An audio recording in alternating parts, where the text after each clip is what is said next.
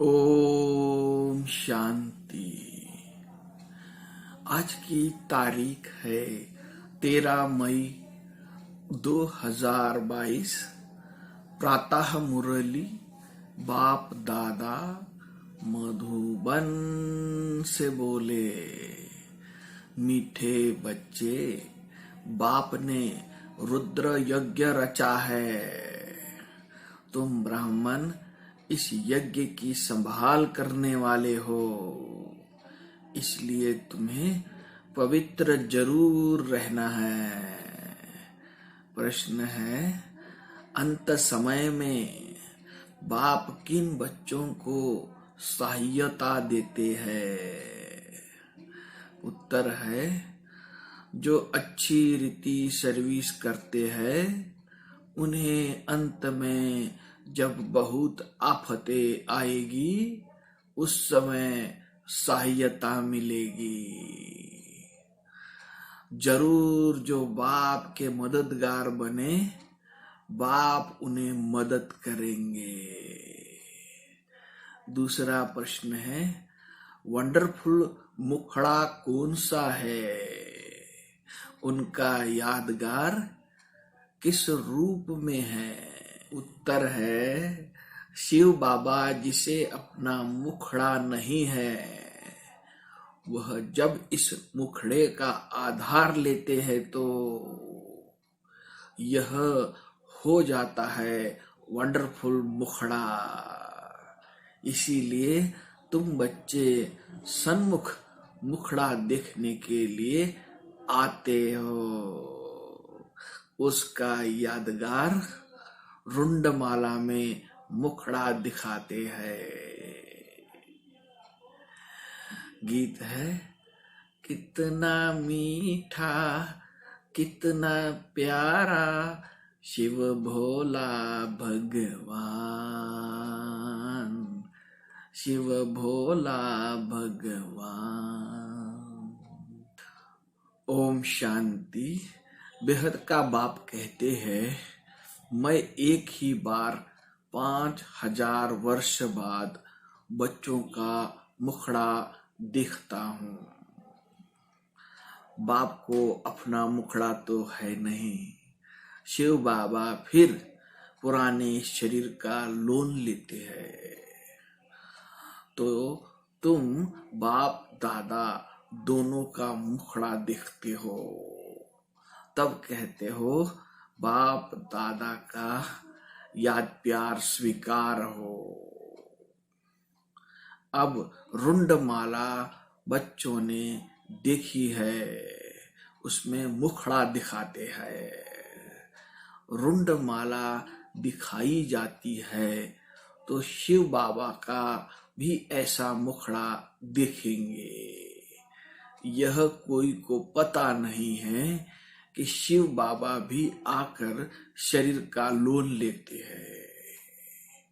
शिव बाबा इस ब्रह्मा मुख से बोलते हैं तो यह उनका मुखड़ा हो गया ना। इस समय एक ही बार बाप आकर बच्चों का मुखड़ा देखते हैं। बच्चे जानते हैं शिव बाबा ने यह मुखड़ा किराए पर अर्थात लोन लिया है। ऐसे बाप को अपना मकान किराए पर देने से कितना फायदा होता है। पहले पहले इनको कान से सुनते हैं,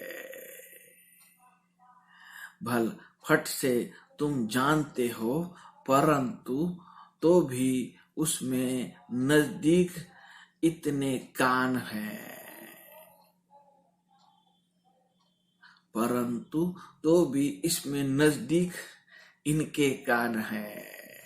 तुम्हारी आत्मा तो दूर बैठी है ना, आत्मा कान द्वारा सुनेगी तो थोड़ा फर्क रहता है। तुम बच्चे यहाँ आते हो सन्मुख मुखड़ा देखने। यह है वंडरफुल मुखड़ा। शिवरात्रि मनाते हैं तो जरूर शिव बाबा जो निराकार है वह यहाँ आकर प्रवेश करते हैं। तो उनका भी यह भारत देश हुआ। भारत है अविनाशी परम पिता परमात्मा का बर्थ प्लेस, परंतु उनका बर्थ अन्य मनुष्य सदृश नहीं है। स्वयं कहते हैं मैं आकर इनमें प्रवेश करता हूँ और फिर बच्चों को ज्ञान सुनाता हूँ और सभी आत्माओं को अपना अपना शरीर है, मेरा कोई शरीर नहीं है।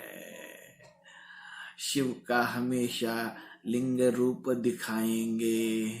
रुद्र यज्ञ जब रचते हैं तो मिट्टी के गोल गोल शिवलिंग बनाते हैं, शालिग्राम छोटे छोटे बनाते हैं, शिवलिंग बड़ा बनाते हैं।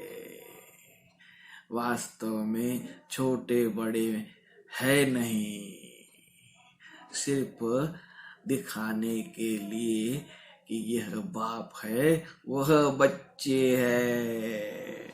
पूजा भी दोनों की अलग अलग करते हैं, समझते भी है यह शिव है वह शालिग्राम है। ऐसे तो नहीं कहते कि सभी शिव ही शिव है, नहीं। शिवलिंग बड़ा बनाते हैं और शालिग्राम छोटे छोटे बनाते हैं। यह सब बच्चे हैं, उनके साथ बाबा ने समझाया है इन शालिग्रामों की पूजा क्यों करते हैं। क्योंकि तुम सब आत्माएं हो ना, तुम इस शरीर के साथ भारत को श्रेष्ठाचारी बना रहे हो। शिव बाबा की श्रीमत पर शालिग्राम ले रहे हो। यह भी ज्ञान यज्ञ रचा हुआ है रुद्र शिव बाबा का। शिव बाबा बताते हैं, शालिग्राम भी बोलते हैं। यह अमर कथा सत्यनारायण की कथा मनुष्य को नर से नारायण बनाते हैं। सबसे ऊंच पूजा उनकी हुई ना। आत्मा कोई बहुत बड़ी नहीं है, बिल्कुल बिंदी मिसल है। उनका कितना नॉलेज है, कितना पार्ट भरा हुआ है। इतनी छोटी सी आत्मा कहती है मैं इस शरीर में प्रवेश कर पार्ट बजाती हूँ। शरीर कितना बड़ा है, शरीर में आत्मा प्रवेश होने से छोटेपन से ही पार्ट बजाने लग पड़ती है। अनादि अविनाशी पार्ट मिला हुआ है। शरीर तो जड़ है, इसमें जब चैतन्य आत्मा प्रवेश करती है उनके बाद गर्भ में सजाए खाने लगती है। सजाए भी कैसी खाती है, भिन्न भिन्न शरीर धारण कर जिस जिस को जिस रूप में दुख दिया हो तो वह साक्षात्कार करते हैं, दंड मिल जाता है, तराही तराही करते हैं। इसीलिए गर्भ जेल कहते हैं। ड्रामा कैसे अच्छा बना हुआ है, कितना पार्ट बजाते हैं। आत्मा अंजाम अर्थात वायदा करती है कि मैं कभी पाप नहीं करूंगी।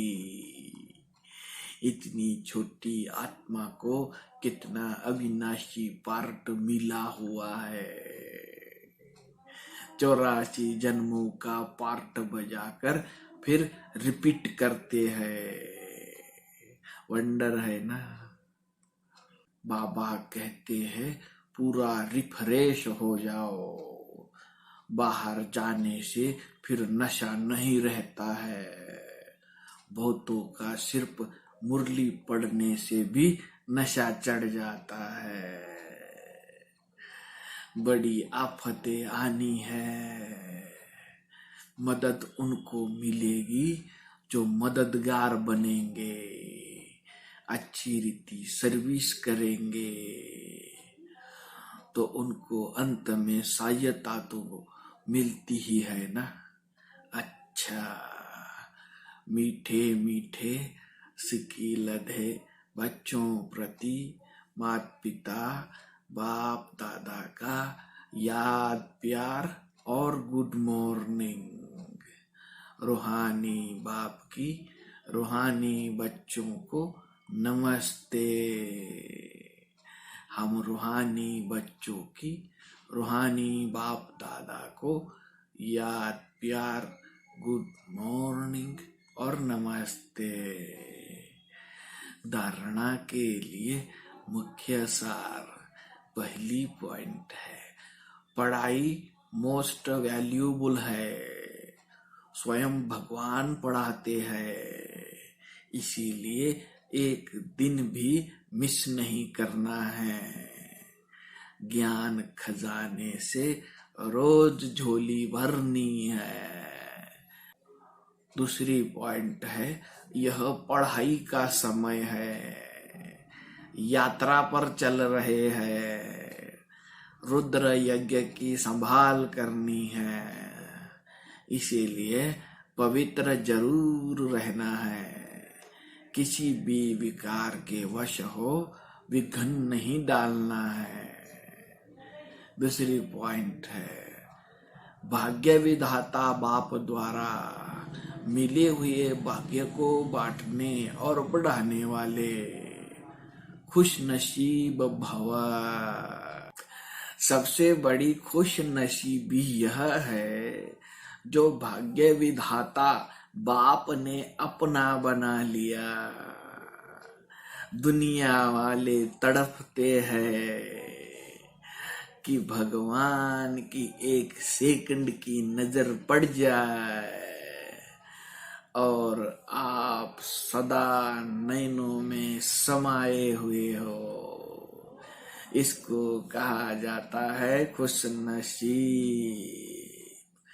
भाग्य आपका वर्षा है, सारे कल्प में ऐसा भाग्य अभी ही मिलता है। तो भाग्य को बढ़ाते चलो।